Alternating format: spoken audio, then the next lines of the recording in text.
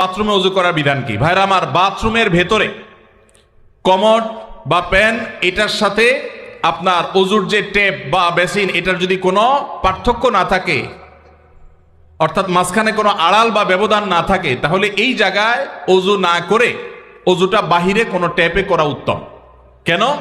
কারণ ওযুর একটা গুরুত্বপূর্ণ সুন্নাহ হলো বিসমিল্লাহ পাঠ করা। টয়লেটের মধ্যে বিসমিল্লাহ পাঠ করাটা মাকরুহ। টয়লেটে বিসমিল্লাহ পাঠ করা কি মাকরুহ? যেহেতু মাকরুহ, অতএব হয় আপনি বিসমিল্লাহ ছাড়া ওযু করবেন, তাহলে ওযুটা একটু ত্রুটিপূর্ণ হলো, আর না হলে বিসমিল্লাহ জোরে পড়বেন, তাহলে আপনি মাকরুহ করলেন। এই জন্য বাথরুমের বাইরে বিসমিল্লাহ পড়ে ওযু করবেন। বাথরুমে ওযু করার বিধান কি? ভাইরা আমার, বাথরুমের ভেতরে কমোড বা প্যান এটার সাথে আপনার ওযুর যে টেপ বা বেসিন এটার যদি কোনো পার্থক্য না থাকে, অর্থাৎ মাঝখানে কোনো আড়াল বা ব্যবধান না থাকে, তাহলে এই জায়গায় ওযু না করে ওযুটা বাহিরে কোনো ট্যাপে করা উত্তম। কেন?